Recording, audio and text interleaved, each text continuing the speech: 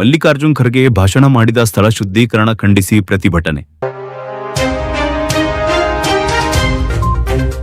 ಉತ್ತರಾಖಂಡದ ಹಲದ್ವಾನಿಯ ರಾಮಲೀಲಾ ಮೈದಾನದಲ್ಲಿ August 8ರಂದು AICC ಅಧ್ಯಕ್ಷ ಹಾಗೂ ರಾಜ್ಯಸಭೆಯ ವಿರೋಧ ಪಕ್ಷದ ನಾಯಕ ಮಲ್ಲಿಕಾರ್ಜುನ್ ಖರ್ಗೆ ಅವರ ನೇತೃತ್ವದಲ್ಲಿ ನಡೆದ ಸಾರ್ವಜನಿಕ ಸಭೆಯ ನಂತರ ಆಗಸ್ಟ್ 10ರಂದು ಶ್ರೀರಾಮಸೇನಾ ಧರ್ಮಾರ್ಥ ಸೇವಾನ್ಯಾಸ ಸಂಘಟನೆಯಿಂದ ಗಂಗಾಜಲ ಸಿಂಪಡಿಸಿ ಶುದ್ಧೀಕರಣ ಹಾಗೂ ಹೋಮ ಹವನ ನಡೆಸಲಾಗಿತ್ತು.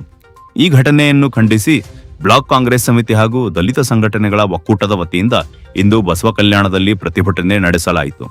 ಖರ್ಗೆ ಅವರು ಭಾಷಣ ಮಾಡಿದ ಸ್ಥಳವನ್ನು ಶುದ್ಧೀಕರಿಸಿರುವುದು ಮನುವಾದಿಗಳ ಮನಸ್ಥಿತಿಯನ್ನು ತೋರಿಸುತ್ತದೆ ಎಂದು ಆರೋಪಿಸಿದ ಪ್ರತಿಭಟನಾಕಾರರು ಇಂತಹ ಕೃತ್ಯಗಳನ್ನು ಖಂಡಿಸಿದರು.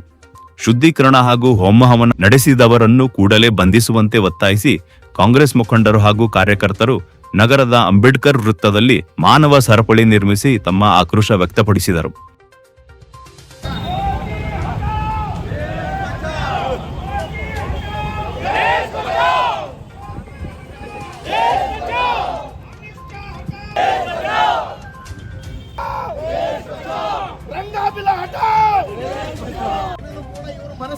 ಮನಸ್ಸಿಂದ ಯಾವತ್ತೂ ಕೂಡ ಜಾತಿವಾದ ಹೋಗಿಲ್ಲ.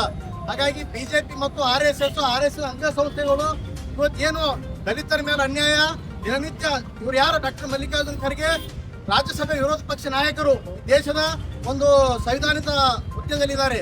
ಹಾಗಾಗಿ ಇವ್ರನ್ನ ಸ್ಥಿತಿ ಬಿಜೆಪಿ ಸರ್ಕಾರ ಯಾವ ರೀತಿ ಮಾಡ್ತಾ ಇದೆ, ಅವರಿಗೆ ಸಂರಕ್ಷಣೆ ಕೊಡಬೇಕಂತ ಕೆಲಸ ಇದೇ ಬಿಜೆಪಿ ಇದೇ ಆರ್ಎಸ್ಎಸ್ ಮಾಡ್ತಾ ಇದೆ.